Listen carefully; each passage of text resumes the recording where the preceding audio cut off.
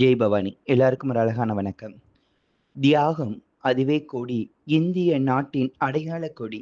தியாகம் அதுவே கொடி, இந்திய நாட்டின் அடையாள கொடி. உலகின் மீது பறக்கும் கொடி.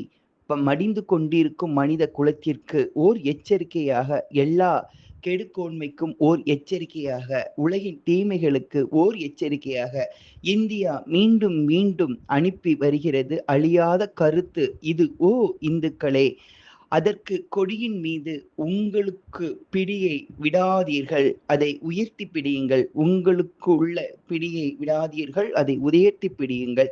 இந்த வாசகம் உங்களுக்கு புரியுதா? இது விவேகானந்தர் வாசகம். தியாகம் அது கொடி, தியாகம் அது கொடி, அது இந்திய நாட்டின் அடையாள கொடி. உலகின் மீது பறக்கும் கொடி. மடிந்து கொண்டே மனித குலத்திற்கு ஒரு எச்சரிக்கையாக, எல்லா கெடுக்கோன்மைக்கும் ஓர் எச்சரிக்கையாக, உலகின் தீமைகளுக்கும் ஓர் எச்சரிக்கையாக இந்தியா மீண்டும் மீண்டும் அனுப்பி வருகின்ற அழியாத கருத்து இது. ஓ இந்துக்களே, அந்த கொடியின் மீது உங்களுக்குள்ள பிடியை விடாதீர்கள், அதை உயர்த்தி பிடியுங்கள். சிந்தித்து பார்த்தால் இதுல நிறைய விஷயங்கள் உங்களுக்கு புரிய வரும். தியாகம் அப்படிங்கிறது இந்தியா செய்யக்கூடியது மிக அற்புதமானது. ஆன்மீகம் மிக அற்புதமான தியாகத்தை கொண்டிருக்கிறது. நிறைய விஷயங்களை நமக்கு உள்வாங்க, நமக்கு பிறருக்கு கொடுக்கறதுக்கு நம்ம முதல் உள்வாங்கி பிறருக்கு நம்ம சில விஷயங்களை கொடுக்கறதுக்கும் இது இருக்குது. இந்த இந்துக்கள் கொடுக்கக்கூடிய ஒவ்வொரு கருத்துக்களும், இந்து வழிகள்ல வரக்கூடிய ஒவ்வொரு சடங்கு சம்பிரதாயங்களும் மிக அற்புதமான ஒரு விஷயங்களாக இருக்குது. மரியாதை, எதிர்பார்ப்புகள் இல்லாதது அப்படி நிறைய இருக்குது. ஆனா நம்மளோட இப்ப இருக்கக்கூடிய இந்த இந்துக்களின், நம்மளோட மனிதர்கள் குலங்களில இருக்கக்கூடிய ஒவ்வொரு விஷயங்களும் பிறரை நம்ம வாழ்றதுக்காக, பிறரை அழிக்கிறதுக்காகவும், பிறரை பழிச்சு பேசுறதுக்கும் நம்ம இப்ப தயாராகிட்டோம். நீங்க சிந்திச்சு பாருங்க, உங்களுக்கு தெரியும். நீங்கள் வாழ்வதற்காக நீங்க எந்த இந்தியாவின் மீதுன்னு சொல்லுங்க, தியாகத்தின் கொடி இந்திய கொடின்னு சொல்லும் பொழுது, நம்ம இந்திய நாட்டர்களை, இந்தியாவுக்குள் நம்ம வாழும் பொழுது, நீங்க இந்த இடத்துல இந்த இந்தியாவுக்குள் வாழ்றோம், நம்ம அதை தாண்டி வாழ்றோம். ஆனா நம்ம இந்தியால வாழ்ற நம்ம நிறைய விஷயங்களை சிந்திக்க வேண்டியிருக்குது. நீ இந்துக்களாகவே வாழும் பொழுது ஒரு கோவிலையே குற்றம் சொல்லி, நீ வாழ்வதற்காக அந்த கோவிலை குற்றம் சொல்றது, கோயில் இருக்கக்கூடிய நபர்களை குற்றம் சொல்றது, இந்து மதத்தை குறை சொல்றது, நம்ம அக்கம் பக்கம் இருக்கிறவங்களெல்லாம் குறை சொல்லி வாழக்கூடியதாக இப்ப இங்க வந்துட்டு இருக்குது.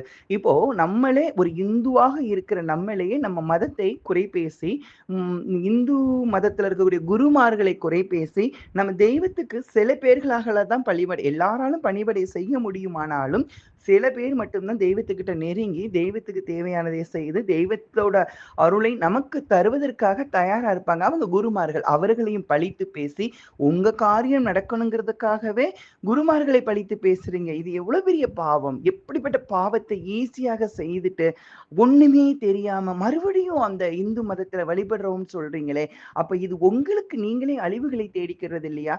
இந்துங்கிறதும் குருமார்களுங்கிறதும் நம் சொத்து, நம்மளோட சின்னம், நமக்கானவங்க. அவங்களை இன்னொருத்தங்கிட்ட இழிவு பேசிட்டு உங்களோட நன்மைக்காக நீங்க நினைச்சு பேசுற அந்த நன்மையை உங்களுக்கு பெரிய கேடு விளைவிக்காதா? நீங்க நம்பிக்கையோட இருக்கிறேங்கிற ஒரு வார்த்தைகளை எளிய முறைகள்ல குருக்கள்கிட்ட சொல்லிட்டு, குருமார்கள்ட்ட சொல்லிட்டு, நம்பிக்கைக்கு மாறாக நீங்க பிறர்கிட்ட வழி நடக்கிறீங்களே, அப்ப குருமார்களுக்கு துரோகம் செய்து இன்னொருத்தங்க கிட்ட நீங்க நம்பிக்கையாக வழிபடணும்னு நினைக்கிறீங்களே, வழிபடுறீங்களே ஒவ்வொருத்தங்கிட்டையும், அப்ப நீங்க எப்படிங்க வாழ்க்கையில வெற்றி பெற முடியும்? நீங்க எப்படி இந்த இந்து மதத்திலையும், இந்து மதத்துக்குள் இருக்கக்கூடிய ஒரு மனிதர்களாகவும் நீங்கள் எப்படி வாழ முடியும்? முதல்ல உங்களோட இந்து மதத்தின் இருக்கக்கூடிய இறை வழிபாடுகளை உயர்த்தி பிடிங்கள், அந்த கொடிகளை உயர்த்தி பிடிங்கள், குருமார்களை அழுத்தமாக பிடியுங்கள், எங்கேயும் விட்டி கொடுக்காமல் இருங்கள். உங்களுக்கு எது வேணுமானாலும் நடக்கலாம்ங்கிறதுக்காக நீங்கள் கும்பிடும் இறைகளையும் உங்களோட குருமார்களையும் நீங்கள் இழிவுபடுத்தி பேசினால் நீங்க எத்தனைய மனிதர்கள்? எனக்கு இவர்களை இழிவுபடுத்தி பேசுவதால் எனக்கு கிடைக்கக்கூடிய நன்மைகள் வேண்டாம் என்று நீங்க எப்பொழுது உதறுறீங்களோ அப்பதான் இந்து மதத்தின் கொடிகளை அழுத்தி பிடிக்கிறதுக்கான அடையாளமாகும். அப்படி அழுத்தி பிடிக்கும் பொழுது இறைவனால் செய்ய முடியாதது எதுவும் இல்லைங்கிறது உங்களால் உணர முடியும். குருமார்கள் சொன்னால் இறை கண்டிப்பாக அசைக்கும், செவி சாய்க்கும். அப்போ நீங்கள் யாரு என்பதை இப்ப நீங்கள் சிந்தியுங்கள். இந்து மதத்தில் இருந்து இந்து மதத்தை வேரோடு தோண்டி குழி தோண்டி பிதைக்கக்கூடிய ஒரு மிகப்பெரிய அருவருப்பெற்றவர்களாக நீங்கள் இருக்கின்றீர்கள். அதை நீங்கள் உணருங்கள், நடிக்காதீர்கள். உங்கள் மனதை நீங்கள் இருட்டாக்கி நீங்கள் வெளிச்சத்துக்கு வர நினைக்க நினைக்காதீர்கள். உங்கள் மனதை வெளிச்சப்படுத்துங்கள். அதற்கப்புறம் உங்களோட வாழ்க்கையோட அடையாளம் தெரியும். இந்த சிந்தனைகளை சிந்தித்து உங்களோட வாழ்க்கை முழுவதும் பிரகாசப்படுத்துங்கள்.